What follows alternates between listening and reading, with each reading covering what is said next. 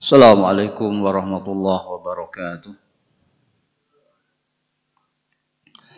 Innal hamdalillah nahmaduhu wa nasta'inuhu wa nastaghfiruh wa na'udzu billahi min sururi anfusina wa sayyiati a'malina.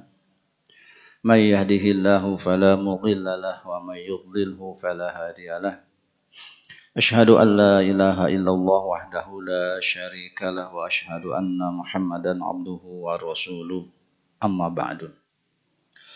Allahumma salli wa sallim wa barik ala Muhammadin wa ala alihi wa sahbihi wa man tabi'ahum bi ihsanin ila yaumiddin. Baik hadirin jamaah salat subuh Masjid Nurul Iman yang saya hormati dan dimuliakan oleh Allah Subhanahu wa taala. Kesempatan yang baik di bulan Ramadan setelah kita melaksanakan salat subuh berjamaah, kita lanjutkan dengan thalabul ilm, ya, menuntut ilmu. Di antara bagian kewajiban kita kepada Allah Subhanahu wa taala dalam beribadah adalah beribadah yang sebenar-benarnya. Dan di antara ibadah yang benar tentu memerlukan pengetahuan, memerlukan ilmu. Dan tentu ilmu itu akan ada kalau dicari, kalau didapatkan. Maka kita bersyukur ada kuliah pagi di masjid ini. Di samping untuk menambah ilmu juga insya Allah pelajaran yang disampaikan bisa menjadi semacam healing, ya. Tatkala kami sampaikan hadis-hadis Nabi Shallallahu Alaihi Wasallam yang di sana ada semangat, ya, ada support, ada juga memberikan ketenangan ke dalam jiwa. Dan yang sedang kita bahas adalah bab sabar yang tentu saja sangat diperlukan ketika kita menghadapi musibah, termasuk pada umumnya kita yang berada di rumah sakit ini adalah sedang menunggu atau mengantar saudaranya yang berobat. Maka penting kita mengetahui prinsip-prinsip bagaimana bersabar. Kita lanjutkan hadis berikutnya dalam bab sabar. Hadis nomor 34. Wa an Anas radhiyallahu anhu qala sami'tu Rasulullah sallallahu alaihi wasallam innallaha azza wa jalla qala. Dari Anas bin Malik radhiyallahu anhu, beliau berkata, aku mendengar Rasulullah sallallahu alaihi wasallam bersabda, innallaha azza wa jalla qala, sesungguhnya Allah azza wa jalla berfirman. Sekali lagi, ini adalah hadis qudsi namanya, ya. Hadis qudsi, bukan hadis kursi, ya, jangan salah. Apa hadis qudsi itu? Sudah pernah disampaikan, kita ulang. Hadis yang isinya adalah firman Allah Subhanahu wa taala yang bukan Al-Qur'an. Jadi Rasulullah bersabda menyampaikan itu firman Allah tapi bukan dari Al-Qur'an. Jadi sengaja Allah berfirman sesuai dengan apa yang ingin dijelaskan pada penjelasan Nabi mengenai satu perkara yang penting, yang apabila terkait dengan pahala, maka hanya Allah yang berhak memberikannya. Maka Allah pula yang memberikan perintahnya. Taib. Apa kata Rasulullah atas dasar firman Allah Subhanahu wa taala? Idzabtalaitu 'abdi bihabibataihi. Apabila aku menguji, kata Allah, menguji hambaku bihabibataihi, dengan dua yang dicintainya. Ya. Yang dimaksud adalah dua matanya, dua bola matanya. Hadirin yang saya hormati dan dimulakan oleh Allah Subhanahu wa taala, kita manusia normalnya punya dua mata. Dan apabila kita teliti, apabila kita perhatikan, ya, dalam kondisi sehat seperti ini, normal semua, maka di antara nikmat Allah yang paling besar dan membuat nikmat adalah mata. Ya. Membuat segalanya menjadi nyata. Inilah mata. Ya. Kita katakan, ada orang kaya Bapak Ibu. Orang kaya. Disebutkan kepadanya. Ya, orang kaya ini qadarullah buta. Ya. Pak, itu lihat. Ya. Mobil Bapak banyak sekali. Ya. Bermacam-macam merek. Ya. Ya, karena dia buta. Ya, dia tidak bisa melihat. Ya. Dan tidak bisa merasakan gagahnya orang yang punya banyak mobil. Ya. Demikian pula ketika dikatakan istri Bapak cantik sekali Pak. Ya. Dia juga bingung. Cantik seperti apa dan seterusnya. Dia tidak bisa merasakan. Dan sebagian kita menilai baik buruk itu yang pertama dari mata. Ya. Maka ada istilah dari mata turun ke hati. Nah, ini oleh karenanya apabila seseorang dicabut kenikmatan itu, yakni dua matanya, kata Allah Subhanahu wa taala, fasobaro, dan sabar. Ini biasanya kalau kebutaan menimpa pada saat sudah pernah melihat. Ini sulit Bapak Ibu bersabar. Sebagian tidak menerima. Ya, mengeluh dan seterusnya, menyalahkan takdir dan seterusnya. Ya, berbeda dengan orang yang dari kecil, dari lahir sudah buta. Ada perbedaannya. Ya, tentu kedua-duanya masuk bagian ini, barang siapa dicabut penglihatannya oleh Allah Subhanahu wa taala dan bersabar. Ya. Bersabar ya diantaranya menerima takdir, kemudian tidak mengeluh, tidak menyalahkan Allah Subhanahu wa taala. Dan di antara perbuatan sabar tidak menjadikan kebutaan sebagai alat untuk menghinakan diri sendiri. Ya. Biasanya kalau orang sudah buta, memang agak sulit Pak mencari pekerjaan. Ya.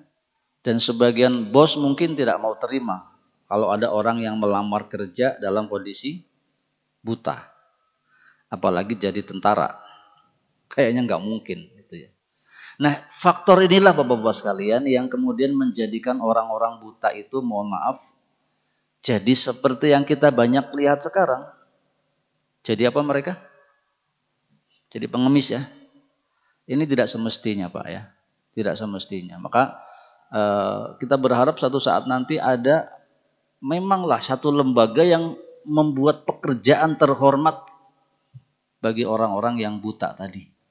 Karena dia hanya buta dan sebagian orang buta ternyata hebat. Dia punya kemampuan lain ya. Para ulama di Arab Saudi, Syekh Ibn Baz rahimahullah ta'ala, mufti, pernah jadi mufti kerajaan Arab Saudi, beliau buta. Dan banyak orang-orang buta. Ya, termasuk dalam kisah dongeng si buta dari gua hantu. Ya, itu dia hebat. Dan seperti itu semestinya. Kebutaan tidak menjadikan seorang langsung kemudian menyerah. Kenapa pekerjaan mengemis ini dalam Islam tidak terhormat? Ya, tidak terhormat. Disampaikan di akhirat nanti orang-orang yang mengemis untuk menjadi pekerjaan itu dibangkitkan dalam keadaan tidak punya muka. Ya. Dan banyak celaan-celaan dalam hadis Nabi tentang pengemis ini. Maksudnya ya tadi, bersabar dalam pengertian memang dia berusaha untuk membuat dirinya tidak tercela dengan kebutaannya. Awwatuhu minhumal jannah. Kalau bersabar, Allah gantikan kedua matanya itu nanti dengan surga. Ya. Tentu setelah beriman dan bertakwa kepada Allah Subhanahu wa taala. Apapun di luar itu tentu tidak ada bagian baginya surga. Hadis Sahih Al-Bukhari. Jadi singkat saja, hadis ini menawarkan untuk orang-orang yang bersabar mendapat kebutaan dari Allah Subhanahu wa taala, insyaallah pahalanya kelak adalah surga. Baik, hadis berikutnya. Wa an Atha ibn Abi Rabah qala qala libnu Abbasin radhiyallahu anhuma. Dari Atha bin Abi Rabah, beliau mendengar Ibnu Abbas radhiyallahu anhu berkata kepadaku. Jadi ada dua perawi hadis di sini. Yang pertama Atha bin Abi Rabah, yang kemudian Ibnu Abbas atau Abdullah bin Abbas radhiyallahu anhuma. Kenapa dijelaskan hadis adalah sesuatu yang didengar, dilihat atau dipersetujui oleh Rasulullah atas perbuatan para sahabat. Nah, nanti ada hadis sahabat itu tidak langsung dengar dari Nabi Shallallahu Alaihi Wasallam, tetapi dari sahabat yang lain. Nah, ini nanti kedudukan hadisnya bisa berbeda-beda, ya, terkait siapa sahabat yang mengisahkan atau memberikan hadis tersebut kepada sahabat yang lainnya. Baik, apa kata beliau? Ala urika imra'atan min ahlil jannah. Wahai Ibnu Abbas, kata Atha bin Abi Rabah radhiyallahu anhu, mahukah engkau, ini mengutip dari kata-kata Nabi SAW, aku tunjukkan seorang wanita ahli surga. Jadi di zaman Nabi enak, Pak. Orang-orang yang calon surga itu disebut namanya, disebut orangnya. Ya. Seperti 10 orang yang dijamin masuk surga. Tetapi apa yang terjadi? Ya. Tidak ada orang-orang yang sudah dijamin masuk surga kemudian malas-malasan. Ya. Ongkang-ongkang begitu, saya sudah dijamin surga, tenang weh. Tidak. Abu Bakar As-Siddiq contohnya, salah satu dari 10 orang yang dijamin masuk surga, itu masih berinfak dengan seluruh hartanya. Ya. Jadi kita jangan mudah berpuas diri, kita mah nggak ada cap ahli surga, ya, apalagi hanya cap dari sebagian orang kemudian bertindak semena-mena kepada orang lain dan seterusnya. Ini tentu perbuatan yang tidak baik. Ya. Baik. Fakultu, dan aku berkata, maksudnya Ibnu Abbas berkata, bala, oh iya, tentu saja. Ya. Nah, kita perlu, Pak, mengetahui calon ahli surga ini untuk apa? Untuk mencocokkan amalan kita. Ya. Untuk mencocokkan amalan kita. Terutama nanti apabila ada masalah-masalah terkait perbedaan-perbedaan dalam tata cara beribadah. Kalau ada sampai orang, kamu kalau beribadah seperti itu tidak diterima dan seterusnya, mestinya begini-begini dan seterusnya, nanti gampang rujukannya. Ya. Ada kiai 1 miliar umat misalkan, ya, 1 juta umat kurang banyak, menganjurkan begini. Setelah kita telaah ternyata Abu Bakar tidak begitu, radhiyallahu anhu, Umar radhiyallahu anhu tidak begitu, Ali radhiyallahu anhu tidak begitu, Utsman radhiyallahu anhu tidak begitu. Ya, kalau kita milih seperti amalannya Umar bin Khattab, seperti amalannya Abu Bakar, ya yakinlah, ya, juga bisa selamat karena mereka yang kita contoh adalah ahli surga. Itu mudahnya begitu. Apalagi langsung mencontoh Rasulullah Shallallahu Alaihi Wasallam. Taib, hadhihi al-mar'atu sauda'u atatin Nabiyya Shallallahu Alaihi Wasallam. Yaitu dia yang calon penghuni surga ini, yang satu ini adalah salah seorang dari wanita hitam. Sauda itu hitam. Makanya Hajar Aswad, batu hitam. Ya.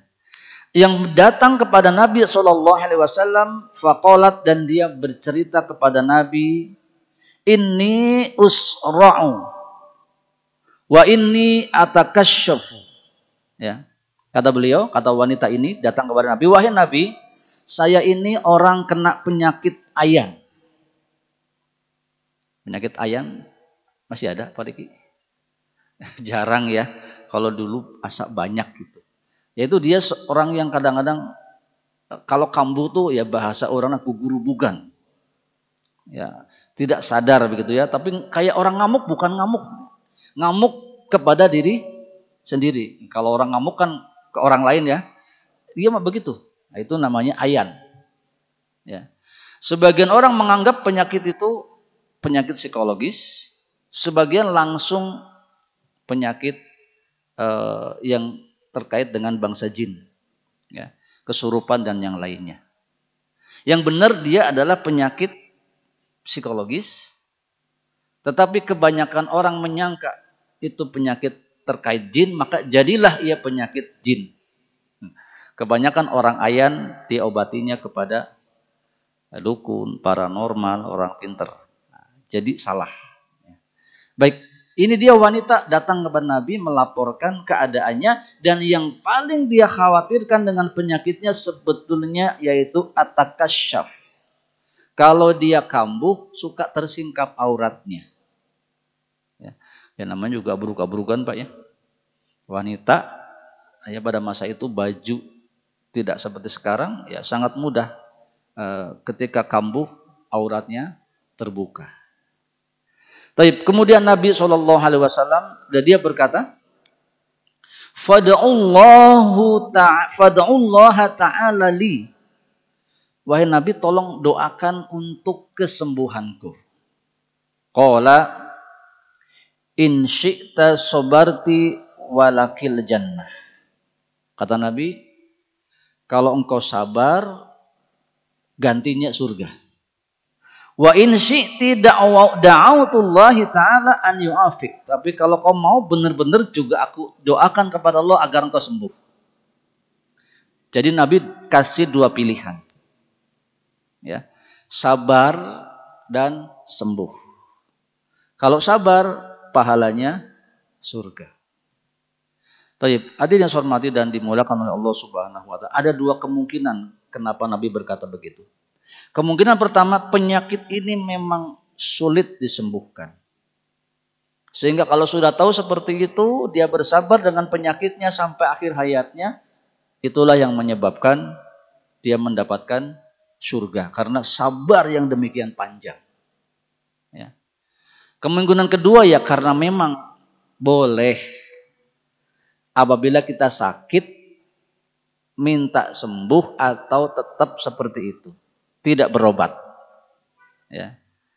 Ya terutama mohon maaf kalau mungkin usia-usia sudah 70 ke atas ya. Itu kalau sakit enggak usah repot-repot ke Singapura atau ke Amerika apalagi, sudah saja. Ya Allah saya bersabar. Ya. Ada balasan surga dari kesabarannya itu. Kenapa? Karena dibawa ke Amerika, ke Singapura, kemana-mana juga, ajal kalau sudah 70 memang sudah dekat lah ya. Sudah dekat umumnya begitu. Ya tetapi tidak salah. Karena Nabi juga memberi pilihan, silahkan mau yang mana. Nah, wanita ini lebih memilih dan lebih merindukan surga. Ya. Dengan alasan apa? Sama Pak. Dengan alasan orang yang sakit itu kemungkinan besar ya lebih cepat wafat. Ya. Lebih cepat dipanggil oleh Allah. Jadi kalau memang nggak ada urusan hidup di dunia ini misalkan ya anak-anak sudah pada jadilah semua ya, dan seterusnya. Ya sudah tinggal berharap surga seperti wanita ini. Ya. Faqalat asbir. Ya sudah kalau begitu aku sabar. Nah, wanita memilih sabar, tidak memilih sembuh. Faqalat inni atakasyafu fada'ullaha an la atakasyafa. Ya, tetapi urusan ini bagaimana urusan tersingkap kain ini ya Nabi? Ya, tolong doakan agar ketika aku kambuh kain tidak tersingkap. Ya. Fada'alaha dan Rasulullah mendoakannya. Ya, jadi hanya didoakan agar kainnya tidak tersingkap tatkala sedang kambuh. Nah, maka kalau kita bersabar dengan satu penyakit, berdoa kepada Allah tentang satu hal yang memang tidak menjadikan keaiban pada diri kita. Ya, kita contohkan. Kalau orang-orang sudah tua, terus sakit, apa yang paling menjadikan repot? Merepotkan anak-anaknya. Ini yang paling harus disadari oleh kita sebelum jadi tua ya. Makanya kita-kita yang muda-muda nih Pak, berbuat baiklah kepada anak-anak kita sebaik-baiknya. Karena satu saat kemungkinan kita akan merepotkan mereka. Dan jangan sampai gara-gara kita kurang kasih sayang kepada mereka, mereka balas pada saat hari tua kita merepotkan, kita disimpan di panti jompo. Jadi ini memang kejadian. Anak-anak kita didik sampai jadi apa. Tapi kalau kasih sayang kita mereka rasakan kurang dan kesibukan mereka luar biasa. Nggak ada yang mau berhenti kerja Pak gara-gara mengurus kita.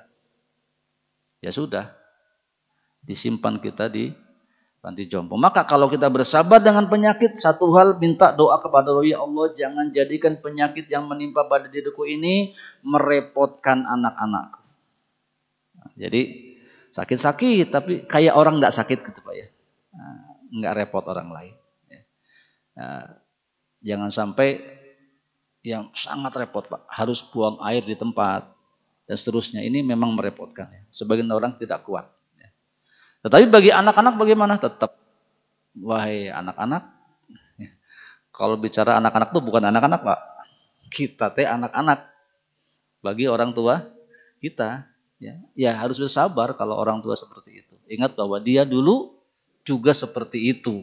Ya, dia cebokin kita dan seterusnya. Ya sekarang gantian kalau harus seperti itu. Bersabar pada kedua pihak. Baik, intinya bahwa orang ini, wanita ini dijanjikan surga dengan kesabarannya, dengan penyakitnya. Baik, sedikit kita tambahkan penjelasan tentang penyakit ayan tadi. Yang umumnya adalah kemudian menjadi penyakit yang dikaitkan dengan bangsa jin atau kesurupan. Nah, bagaimana Islam memandang kesurupan dan bagaimana cara mengatasinya supaya tidak salah? Ya, kalau memang benar nanti penyakit ayan ini memang terkait dengan kesurupan, bagaimana upayanya? Dan bagaimana Islam memandang kesurupan? Tapi di dalam Al-Quran disebut kalimat kesurupan.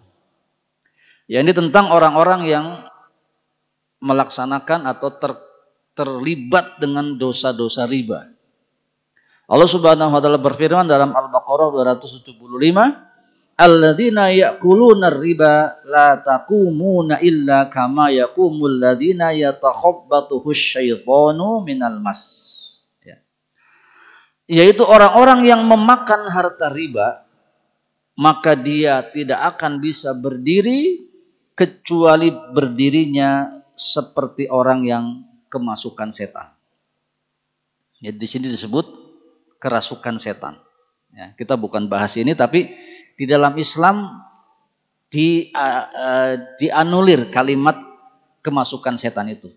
Jadi bukan tidak ada, ada. Jadi kesurupan, kemasukan setan atau jin itu ada. Jangan kata nggak ada itu mah. Tidak. Ya, makanya benar kalau ada orang berpenyakit tertentu dibawa ke rumah sakit kok tidak terdeteksi apa-apa, clear begitu ya. Tapi memang puyeng ya dan seterusnya. Ya itu ada penyakit terkait dengan jin atau setan. Nanti harus benar bagaimana tata cara dalam mengatasinya. Tapi 2 kisah saya sampaikan tentang hal tersebut. Ya, nanti bagaimana cara mengatasinya. Al-Imam Ahmad rahimahullah meriwayatkan dalam musnadnya bahwa Rasulullah SAW pernah berjalan melewati seorang perempuan yang anaknya sedang kesurupan. Jadi ada nih di zaman Nabi pernah terjadi kesurupan. Lalu anak itu dibawa kepada Nabi, lalu jin yang ada pada anak itu berbicara kepada Nabi. Ya, dengan negosiasi jin keluar. Ya. Lalu perempuan itu memberi hadiah kepada Nabi sebagai ucapan terima kasih. Ya. Jadi benar Pak, kalau ada anggota keluarga kita yang kemasukan jin atau terkena gangguan jin, itu memang salah satu caranya datang kepada orang yang soleh Pak, bukan kepada orang pintar. Ya. Yang tidak soleh. Jadi orang soleh itulah yang nanti dia cukup ngobrol dengan tuh jin. Ya. Tetapi memang harus diketahui dulu, betul-betul ini anak kena gangguan jin. Nanti ada ciri-cirinya. Ya. Nah, ciri-cirinya kalau dia sakit ya diperiksa clear, tidak ada apa-apa. Ya. Sudah melewati dokter ini ternyata memang tidak ada apa-apa dan tetap merasakan kesakitan, berarti itu bangsa jin. Ya. Kemudian salah satu cara pengobatannya mendatangi orang soleh. Nanti orang soleh itu namanya meruqyah, ya, ruqyah syar'iyah dengan bacaan-bacaan tertentu, ya. Nanti ngobrol dengan jin yang ada di situ. Nanti terjadi negosiasi, Pak, ya, sampai jin itu keluar. Ya. Nah inilah, nah diantara juga ini nanti bisa dilakukan oleh kita sendiri. Ya. Yang pertama tentu tidak boleh takut kepada jin. Ya. Kalau sudah jelas itu orang kesurupan, jangan diturutin. Ya. Biasanya orang kesurupan minta apa? Ya minta apa dia jadi apa? Kalau kesurupan dia ngaku-ngaku mbahnya dia, maka yang diminta ya kurang lebih rokok yang dipakai mbah dulu, kopi hitam dan seterusnya. Itu kalau diturutan repot kita. Ya, ya nanti kalau sudah tahu kan gampang ya. Engkau ini bukan bapak saya, keluar, gitu aja, usir aja. Berani ya, karena setan itu juga iseng aja dia. Ya. Baik, berikutnya ini lebih jelas terjadi di kalangan para ulama. Imam Ibnu Taimiyah rahimahullahu taala mengisahkan, ya, dan ini disampaikan oleh muridnya Imam Ibnu Qayyim rahimahullahu taala. Satu hari ada orang laki-laki kesurupan kemasukan jin wanita. Yang ngomong wanita, Pak, biasanya. Jadi kalau ada orang laki tiba-tiba bisa suaranya seperti wanita tanpa mixing. Kalau pakai mixing mah bisa aja sekarang. Suara laki-laki jadi perempuan. Ini mah beneran. Ya, contohnya dalam dunia pewayangan. Ya. Ya, makanya tidak ada orang ngadalang kok tidak terkait dunia gaib. Ya. Maka dia akan memuja tuh kepada tokoh-tokoh itu supaya dia bisa mengatakan kalimat-kalimat itu seperti tokoh yang ditokohkannya. Ya. Kalau yang gampang mah tidak perlu ya, punten seperti suara cepot gitu ya. Ini banyak orang bisa, Pak. Tapi kalau sudah semua suara bisa diikuti dengan penjiwaan yang penuh, ini dia ada main-main dengan bangsa jin. Ya. Laki-laki itu kesurupan wanita, kemudian dibawa kepada Syekhul Islam Ibnu Taimiyah dan dikatakan, keluar kamu. Ya. Bertakwalah kepada Allah, keluar kamu. Jin itu jawab, kata dia, aku mencintai laki-laki ini. Jadi memang ada bangsa jin yang menyukai manusia.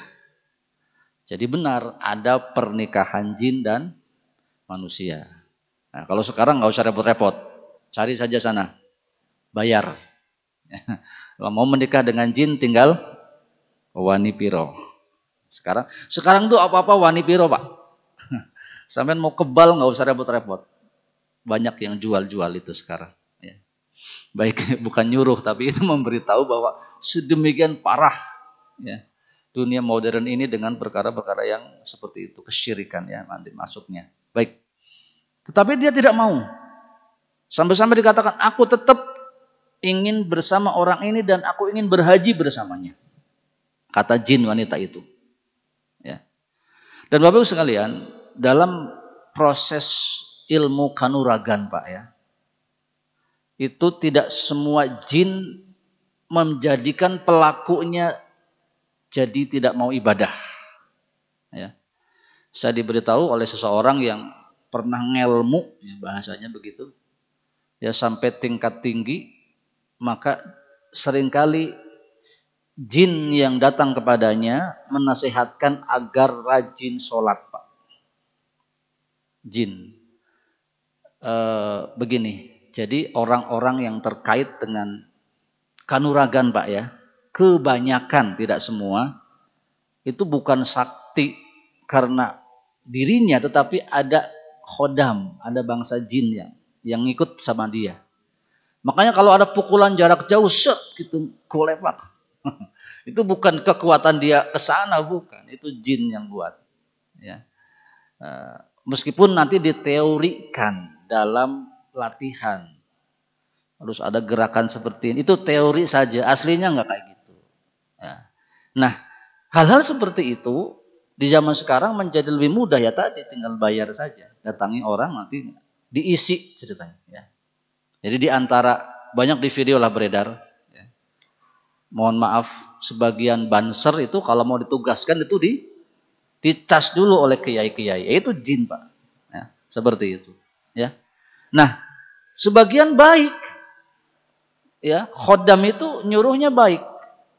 Makanya, Pak, sebagian besar orang yang sakti itu akhlaknya baik. Ya.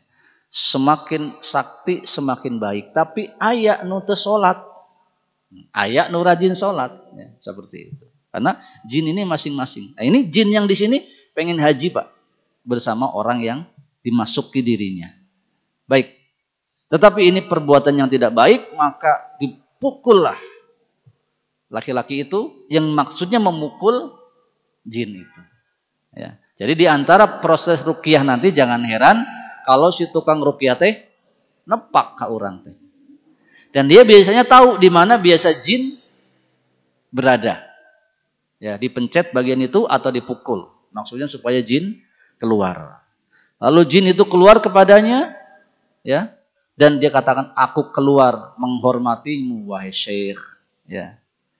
Nah, jadi inilah salah satu keutamaan kita menjadi orang soleh, nanti ditakuti oleh jin. Ya. Sebagian kisah lain, Imam Ahmad rahimahullah ta'ala, ketika ada orang kesurupan cukup bawa sendalnya. Bawa sendal Imam Ahmad diginiin, udah lari dah. Ya. Karena sebagian orang soleh itu memang ditakuti oleh bangsa jin. Umar bin Khattab radhiyallahu anhu dikatakan apabila Umar berjalan, setan minggir. Ini keutamaan orang-orang soleh. Baik, itu dia tentang kesurupan. Jadi ada, kalau ada orang di antara kita kesurupan, jangan gemper dulu. Ya, tapi modal juga harus ada, minimal qul a'udzu birabbin nas, qul a'udzu birabbil falaq, qul humah, kudu hafal. Tambahan ayat kursi. Ini 4 ini wajib hafal. Untuk satu saat ketika nanti ada anggota keluarga kita yang kesurupan. Masukkan ruangan tertutup, singkirkan benda-benda berbahaya, udah ditanggap Pak ya tahu yang naon.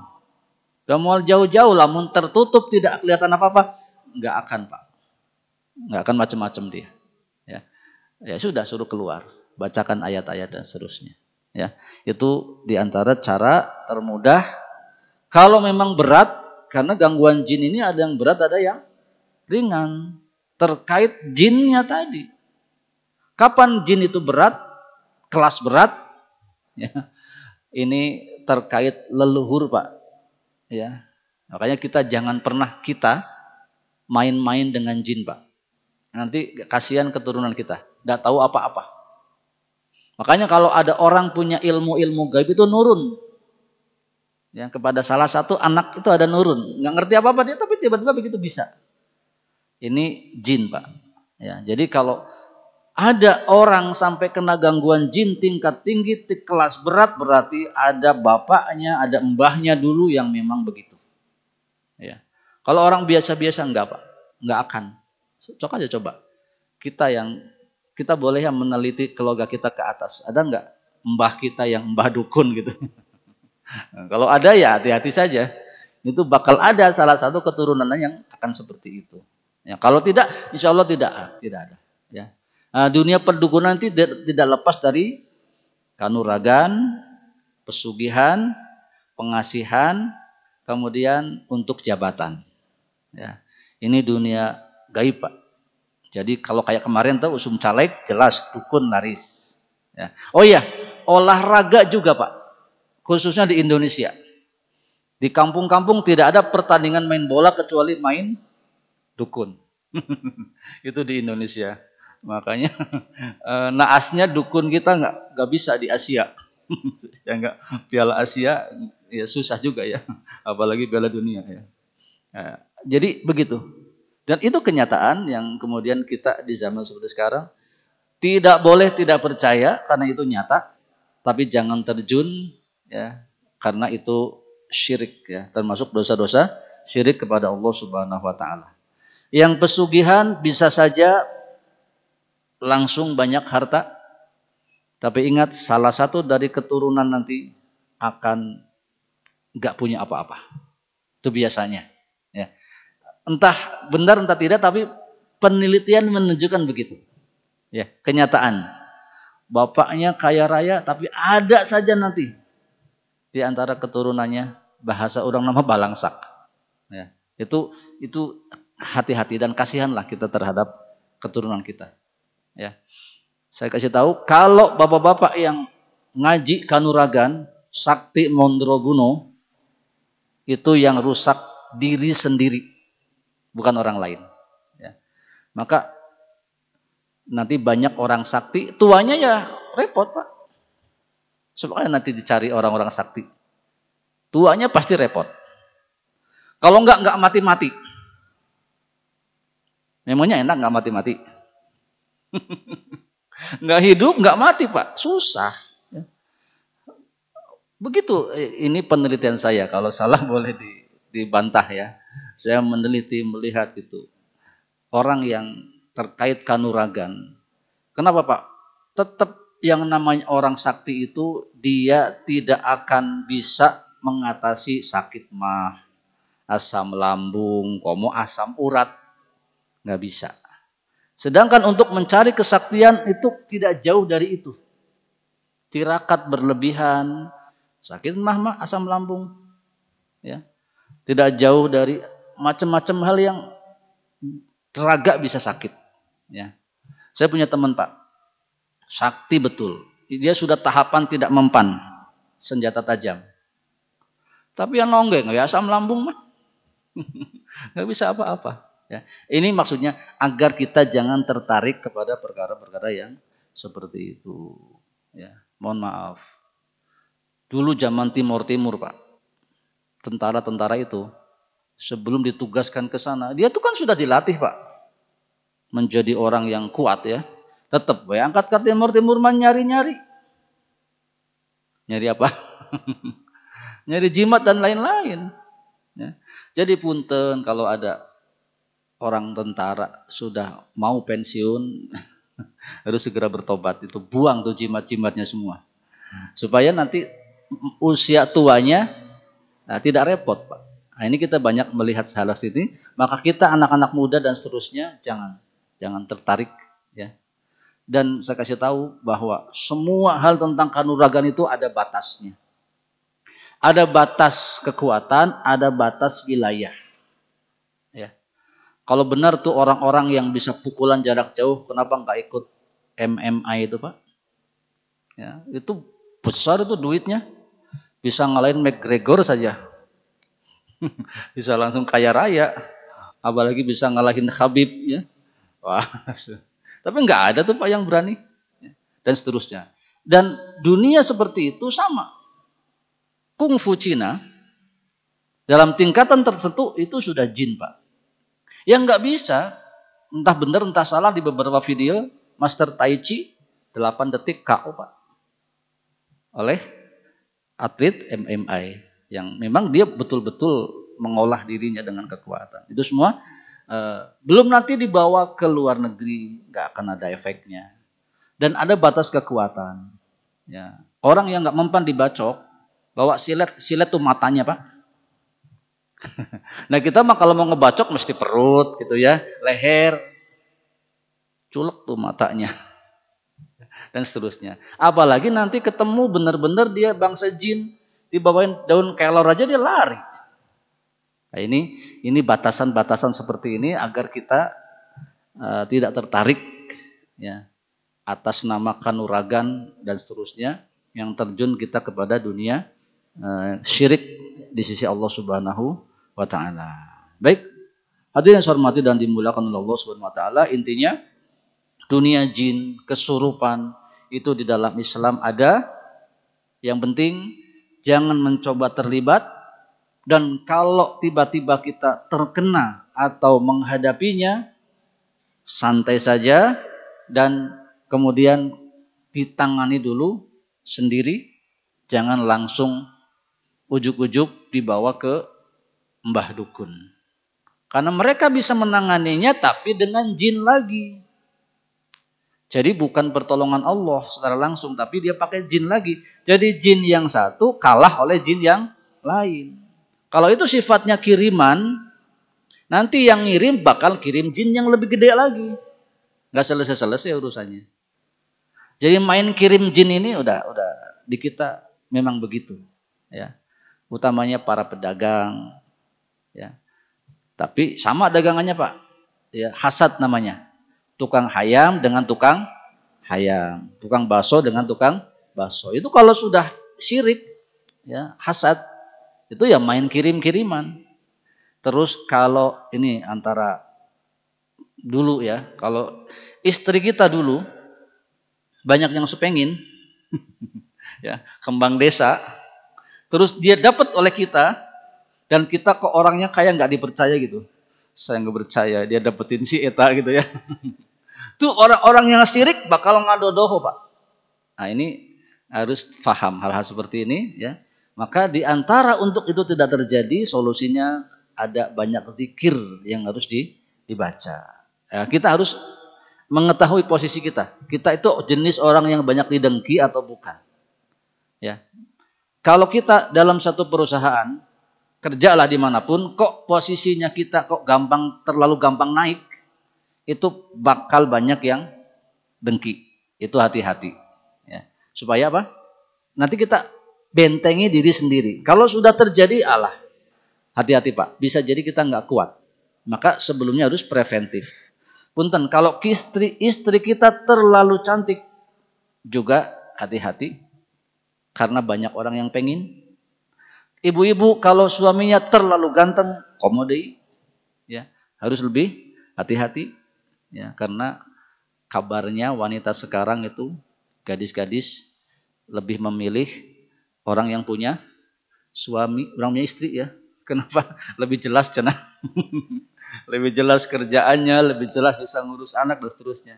Nah, ibu-ibunya harus hati-hati ya. Karena semuanya kalau sudah dalam tingkatan tertentu, ya tadi mereka akan cinta ditolak, dukun bertindak. Nah, itu kalau sudah seperti itu, kalau kita tidak kuat-kuat membentengi diri dengan zikir-zikir, ya, ia membentengi diri tapi dengan jin lagi, ya bakal kalah juga oleh jin yang lain.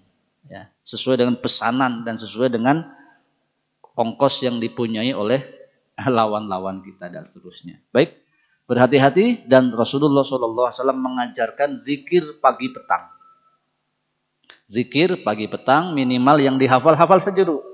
Ya, pagi-pagi setelah subuh, boleh setelah subuh langsung, boleh seperti ini saya bicara bapak-bapak zikir. Ayat kursi, kulhu 3 kali, al-falak 3 kali, an-nas 3 kali. Itu sudah cukup untuk membentengi. Nanti sore habis asar itu lagi. Baca itu. Itu disunnahkan oleh Rasulullah SAW. Kalau ingin baik, bagus, baca secara lengkap zikir pagi petang. Ada banyak versi-versi kitab zikir pagi petang, maka silakan dimiliki untuk kemudian diamalkan atau dibaca, apalagi bagus kalau sudah dihafal. Jadi saya simpulkan untuk hadis yang terakhir tadi saya bacakan tentang wanita yang kena penyakit ayan dan mendatangi Rasulullah dan ternyata memilih untuk bersabar. Poinnya, kita yang sakit boleh bersabar dengan penyakitnya atau boleh berusaha untuk mencari kesembuhan. Yang mencari kesembuhan juga ada nilai pahala dari sisi Allah Subhanahu wa taala atas ikhtiarnya. Kemudian Islam tidak menafikan adanya penyakit-penyakit non medis, ya, yaitu adanya gangguan-gangguan jin yang tadi sudah dijelaskan dalam banyak perkara. Jika kejadiannya adalah kesurupan, maka tadi juga sudah disampaikan bagaimana pertolongan pertama pada kesurupan. Ya, pertolongan pertama pada kesurupan. Jangan dulu ke orang lain, oleh sendiri saja. Ya. Saya pernah mengalami, ternyata bukan kesurupan. Ya. Orang-orang ngatain kesurupan. Kakak saya, ya maghrib itu ngigau macam-macam ya. Saya datangin, saya coba baca. Bukan, ternyata bukan kesurupan. Ya. Kalau yang datang dukun Pak, udah langsung Pak. Disebut kesurupan. Kenapa? Agar dia seperti ngobatin. Supaya apa? Supaya dapat amplop. Nah, kan gitu ya. Kalau nggak ngobatin kan, wah. Nah, itu seperti yang sering diungkap oleh pesulap merah, ada banyak dukun palsu. Aksi-aksian aja mereka. Supaya apa? Dapat duit. Nah, kita harus tahu. Tangan saya dulu, ini kenapa? Oh, cuma halusinasi. Lihat badannya panas enggak? Nah, kalau panas tinggi memungkinkan orang mengigau. Ya. Terus lihat latar belakangnya. Dia itu suka gaul apa suka diem? Kalau suka gaul kemudian punten ngacapruk pantes. Karena banyak yang dilihat. Banyak ngomong sana sini. Jadi kalau ngomong gak jelas pantes. Nah, ini kita secara alamiah kita bisa menangani hal-hal yang seperti itu. Wallahu ta'ala alam bisawab. Demikian semoga ilmu yang disampaikan bermanfaat khususnya untuk saya, umumnya untuk kita semua. Subhanakallahumma wa bihamdika asyhadu an la ilaha illa anta astaghfiruka wa atubu ilaik. Assalamualaikum warahmatullahi wabarakatuh.